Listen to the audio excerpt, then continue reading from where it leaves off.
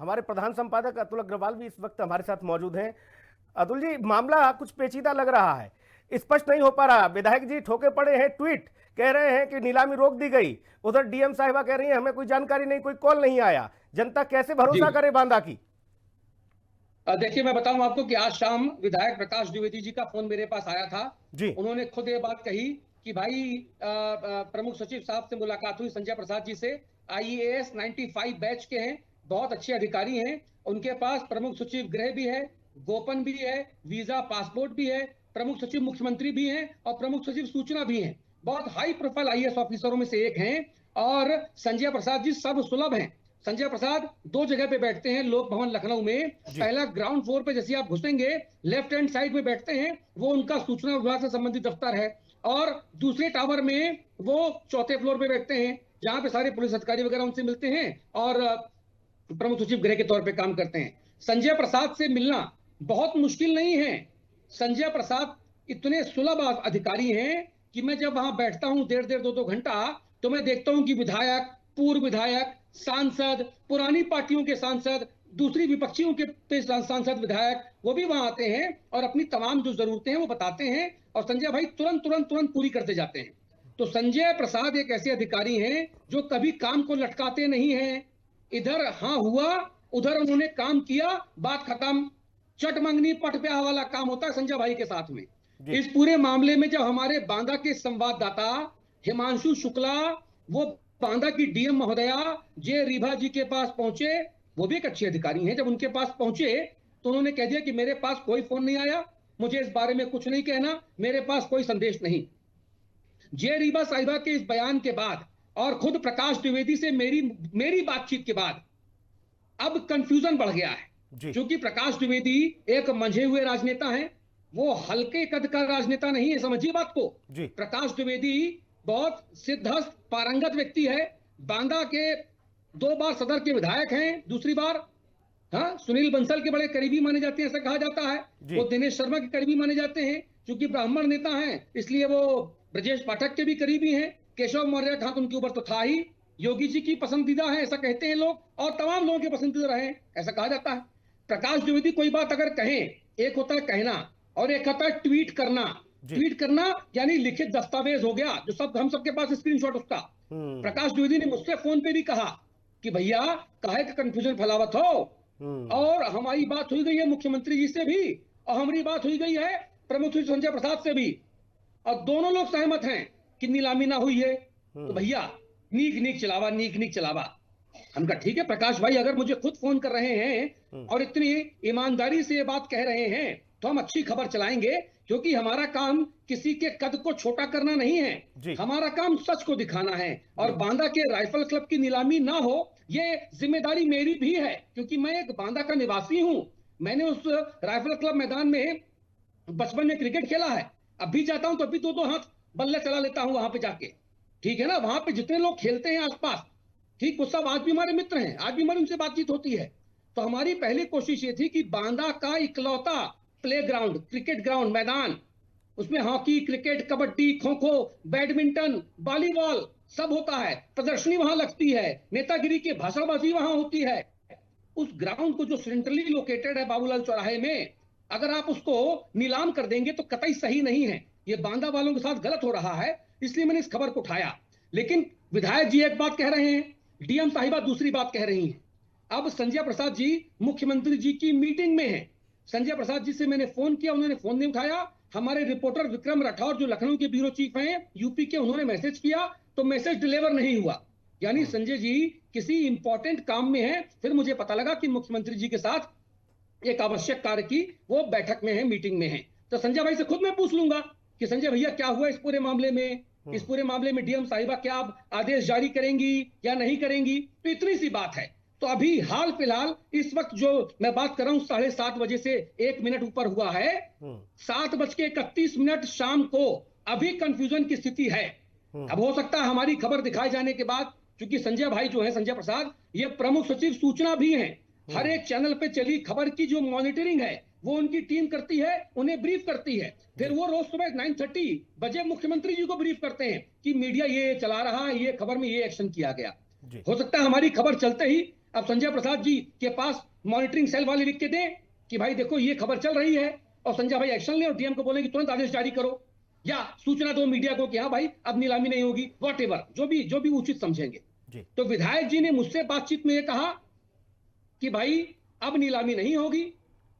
DM साहिबा ने ये कहा कि नहीं, मेरे पास कोई जानकारी नहीं। मैं पीके अग्रवाल साहब के पास जाना चाहता हूं। अग्रवाल साहब, आप एसीएस रहे हैं, एडिशनल चीफ सेक्रेटरी रहे हैं, बहुत सीनियर पोस्ट होती है ये। मैं इतना जानना चाहता हूं साहब केवल आपसे कि क्या ऐसा गफलत ये संभव है, ऐसा हो सकता है क्या, वो भी यूपी में, योगी के यूपी में?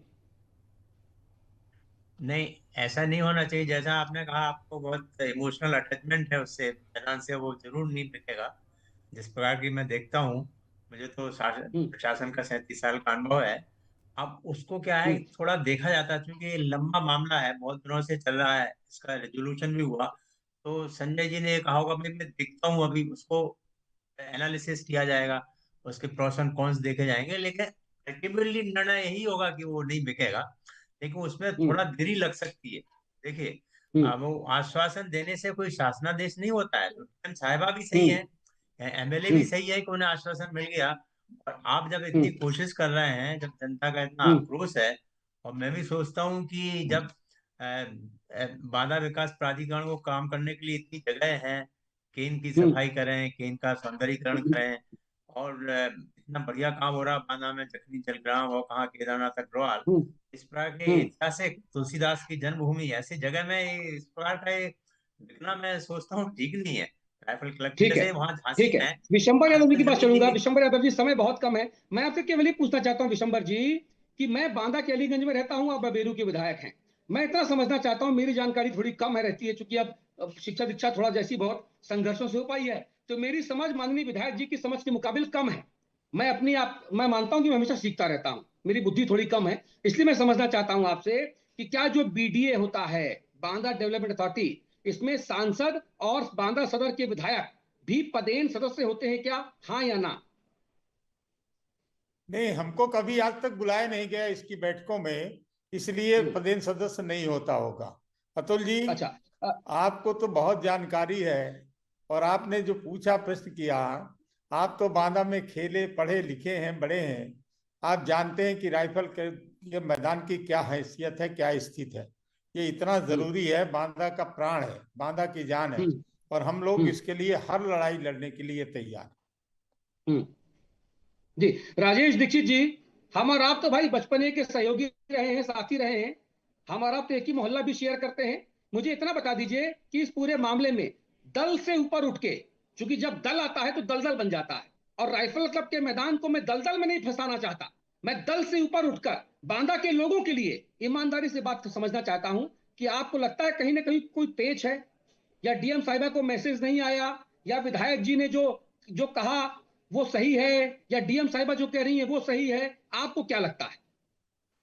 अतुल भाई, यही बात तो हम भी अभी अपने ए, ए, म- ए, अध्यक्ष जी को, जिलाध्यक्ष कल्लू भाई को बता रहे थे कि भाई चलिए, हम्म, इतनी जल्दी क्या पड़ी थी। ठीक है, विधायक जी हम्म, मुख्य सचिव से मिले, हम्म, उन्होंने कहा कि इस पे देखा जाएगा, तो उनको ये बताना हम्म, चाहिए कि भाई उन्होंने आश्वासन दिया है कि इसको बिकने नहीं दिया जाएगा, 1-2 दिन में जो भी इसकी प्रक्रिया है वो पूरी कर करके ठोस कदम उठा के बिल्कुल, इसको निश्चितीकरण खत्म बिल्कुल, कर दिया जाएगा।